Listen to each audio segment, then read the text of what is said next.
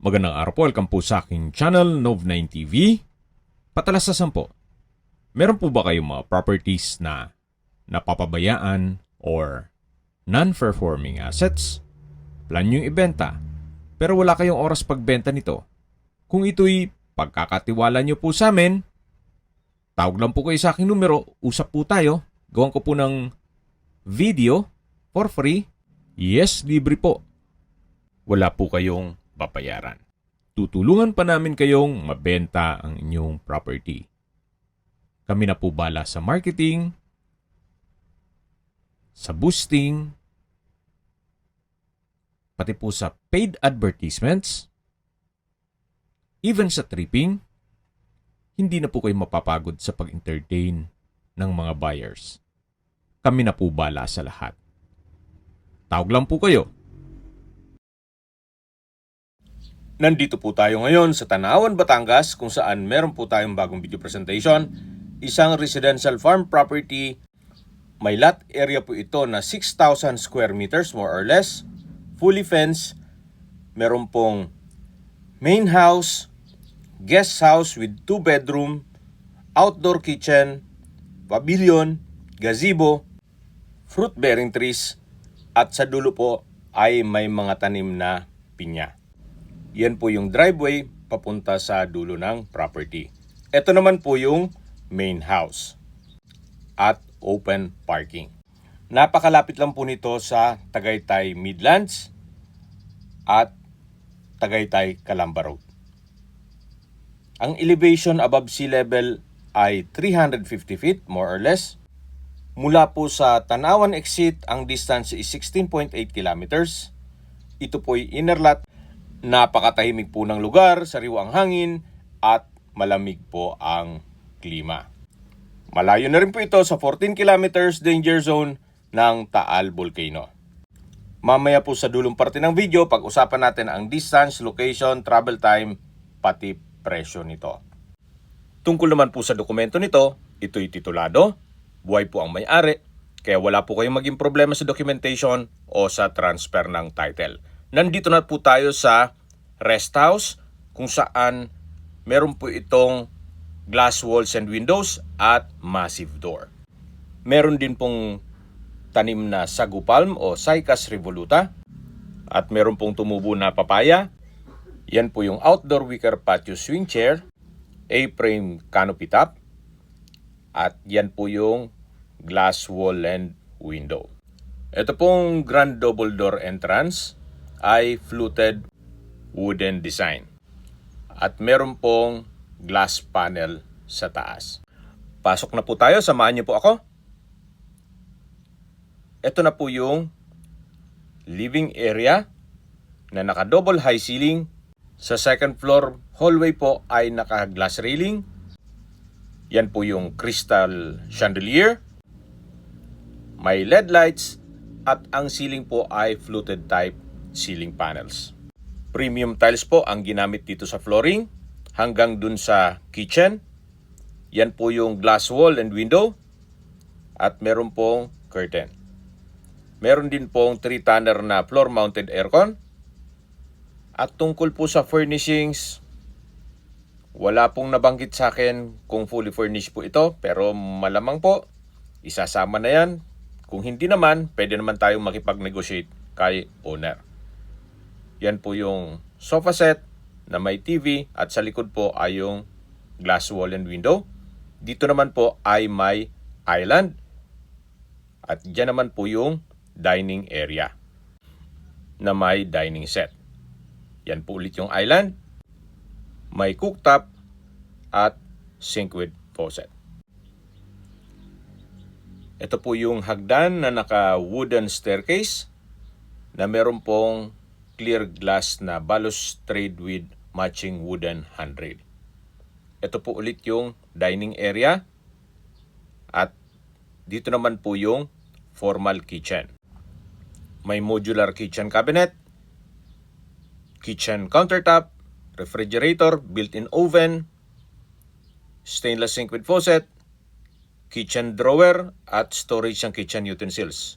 Built-in gas range and range hood, tiled kitchen wall para madaling linisin, At ito po ulit yung dining area, island with drawer, cooktop at stainless sink with faucet.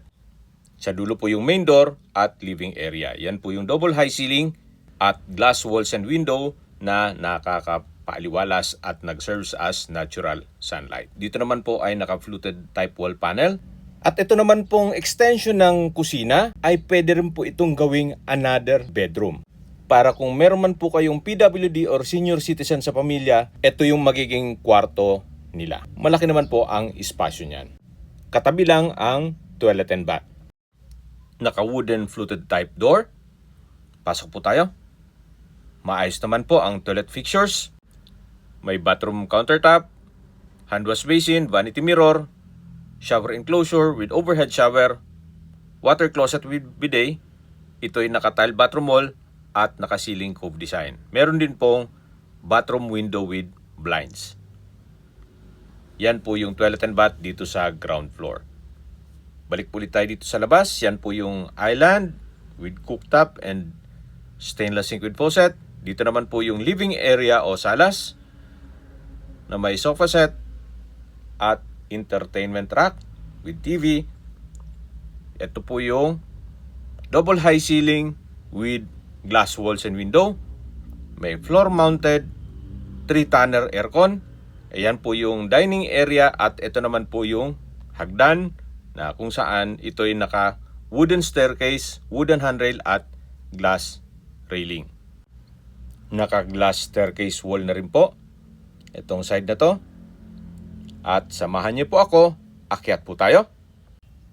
Check po natin yung mga kwarto dito sa taas. Nandito na po tayo sa second floor. Naka-fluted type wall panel. Ito po yung hallway at naka-glass railing. Yan po ulit yung crystal chandelier at ito pong ceiling ay wooden fluted type ceiling panels. Ito po yung open below. Tatanong natin yung living area, main door, at dining area. Dito po sa second floor ay may 2 kwarto at family area. Nandito na po tayo sa family area na meron din pong modern chandelier, sofa with throw pillows at center table. Ito po yung first bedroom. Naka-fluted type wooden design door, ceiling cove design, may ceiling fan, malaking glass window with blinds with bed frame and mattress. Maganda rin po ang disenyo ng laminated wall panel. May wardrobe at ito po yung first bedroom. Lalabas na po tayo. Paglabas po natin, ito po yung family area. Nakatabi lang ang pangalawang kwarto o second bedroom. May fluted type wooden door o slatted door, double deck, then malaking sliding glass window with blinds. May split type aircon at halos same design lang po nung kabilang kwarto. May wardrobe, split type aircon, ceiling cove design at laminated wall panel. Yan po yung pangalawang kwarto o second bedroom. Ito po ulit yung family area, yan yung first bedroom. At balik po ulit tayo dito sa may hallway na naka-glass railing. Yan po yung crystal chandelier. Hanggang dun po ang hallway. At ito po yung open below. Natanaw po dito ang living area, main door. At dito naman sa baba yung dining area. Yan po yung fluted type wall panel dun sa first bedroom. At pababa na po tayo. Yan po ulit yung glass wall and window na nag-serve as natural sunlight. Meron na rin pong kortina. Pagbaba po natin, yan naman po yung 3-tonner na floor-mounted aircon na malapit sa main door. Yung living area, island, dining area at formal kitchen. Sa gitna po yung common toilet and bath. Yan po ulit yung double high ceiling at lalabas na po tayo. Yan po ulit yung main door. At paglabas po natin, ang high ceiling entryway at red bricks pillars. Yan po yung pasad. At lipat po tayo sa may pavilion. Dito po sa loob ay punong-puno rin po ng mga iba't ibang variants ng halaman o ornamental plants. At meron pong concrete walkway. Mula po dyan sa hangout area o maliit na gazebo, meron din pong access door para pasok sa loob ng bahay na malapit po sa extension ng kusina na pwedeng gawing kwarto. Punong-puno rin po ito ng fruit-bearing trees gaya ng langka, nyog, mangga, saging, at marami pa pong iba. Dito po sa side na to, pwede po kayong maglagay ng swimming pool para malapit lang po dito sa main house o rest house at dun sa pavilion. Hindi nyo na po kailangang magtanim ng fruit-bearing trees at punong-puno na rin po ito. I-maintain nyo na lang po. At nandito na po tayo sa pavilion o multipurpose hall. Kaya kung may mga okasyon, pwede pong ganapin dito. Marami-rami rin pong guest ang kakasya dito. Actually, kung extend nyo pa po ito, pwede pong gawing events place po itong property para maging income generating. Pero kung ayaw nyo magnegosyo, sakto lang po yung ganyang kalaking pavilion o multipurpose hall. Ito po yung walkway at dito naman po yung driveway. Yan po yung dulo ng property na meron pong tanim na pinya at iba pang fruit-bearing trees. Dun po sa dulo yung concrete fence o property line. Ang kagandahan po dito sa property na to, although nasa matas na lugar siya, pero patag na patag po ang lupa. Kaya usable po lahat. Wala pong masasayang. May mga solar lights na rin po. At ito pong walkway o driveway, kung ATV kakasya po dito, ay hanggang dun sa kubo o caretaker's house. May mga solar lights na rin po dito at string lights. Yan po yung tinutukoy ko na kubo o caretaker's house na malapit na rin po dun sa property line o concrete fence.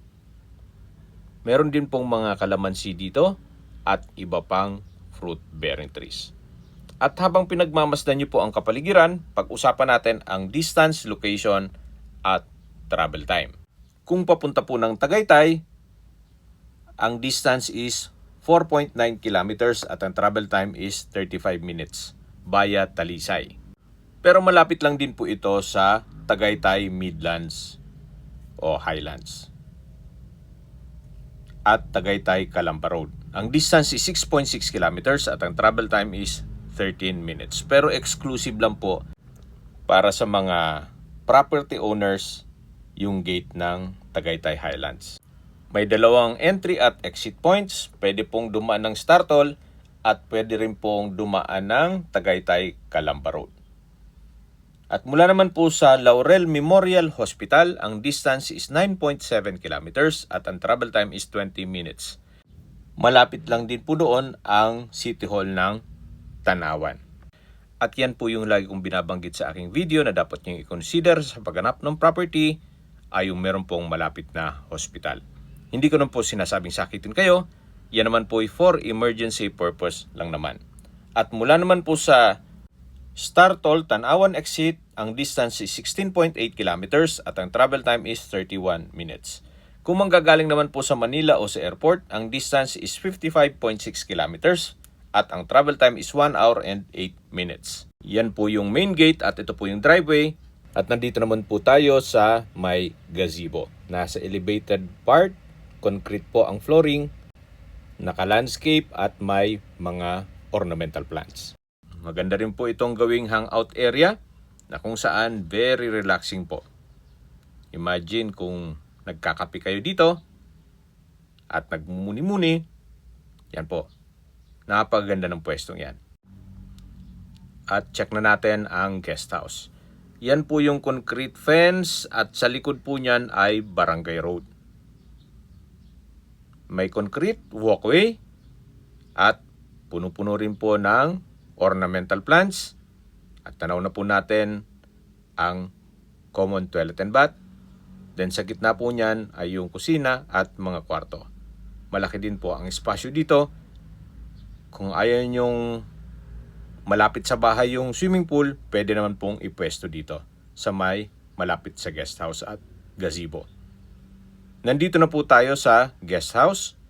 Yan po yung pintuan ng common toilet and bath. At katabi lang ang outdoor kitchen. Sa dulo yung guest house na may roof deck o view deck. Ito po yung toilet and bath. Malaki po ang espasyo. May water closet with bidet, shower enclosure with overhead shower at naka-tile bathroom wall. Dito naman po yung outdoor kitchen, may kitchen countertop at naka-ceiling panels with pin lights. Ito po yung hagdan papunta sa view deck o roof deck. Ito pong guest house ay meron pong 2 kwarto. Ito po yung first bedroom. Malaki naman po ang espasyo at meron din po itong window type aircon. May pin lights, center lamp at maayos naman ang pintura ng ceiling at wall. Meron pong accordion dito. At yan po yung pangalawang kwarto. Pero may kanya-kanyang pintuan naman po yan. Labas po tayo. Ito naman po yung second bedroom na meron ding window type aircon. Yan po yung accordion kung saan tayo sumilip kanina. Ito po yung 2-bedroom na guest house. Sa dulo po niyan ay yung kubo. Okay, recap po tayo sa mga nag-skip ng video. Ito pong property ay nasa Tanawan, Batangas. May lot area po ito na 6,000 square meters more or less. Titulado, buhay po ang may-ari, kaya wala po kayong maging problema sa documentation o sa transfer ng title. Along cemented barangay road at may access ng tubig, kuryente at internet provider. Ang estimated elevation above sea level ay 350 feet. Napakalapit lang po nito sa Tagaytay Midlands at Tagaytay Calamba Road. Mga 6.6 kilometers lang po ang distance.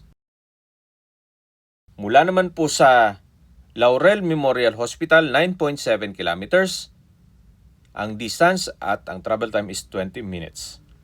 Mula naman po sa Manila, ang distance is 55.6 kilometers at ang travel time is 1 hour and 8 minutes. Dito po sa loob ng property ay meron pong rest house o main house na may 2 kwarto, double high ceiling, at malaking kitchen. Meron pong guest house, outdoor kitchen, at common toilet and bath. Ang guest house po ay may 2 kwarto.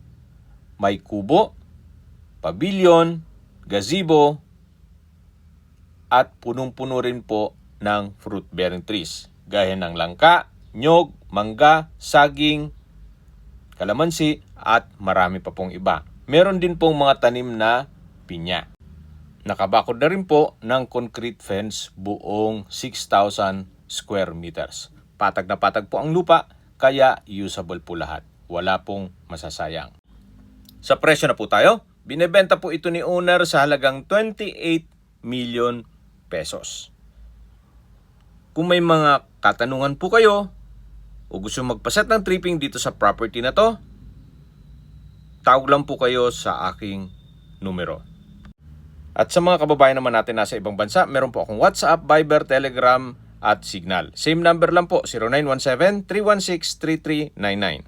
Sa mga nagtatanong naman po ng aming Facebook, meron po aming Facebook page na Nov9TV at Facebook Real Video. Meron din pong TikTok at Instagram. May ibang YouTube channel po kami, the Nov9TV channel, Nov9TV Listings, Nov9TV On The Spot, Nov9TV Updates, at Nov9TV House Rental. Sana po naibigyan nyo ang video presentation. Paki-like and subscribe na lang po sa aking channel para ma-update din po kayo sa aking future listings. Kung sakali po hanap nyo yung mas malaking sukat ng lupa, meron din po kami ibang listings na pwede nyong pagpilian. huwag po kayong mag-atubiling tumawag sa amin. Then, let us know your budget para malaman namin kung anong property pwede naming ilog sa inyo. Sa lahat pong viewers, subscriber at nagtiwala po sa amin, salamat po sa suporta. Ingat po kayo lagi at yung pamilya. Maraming salamat po.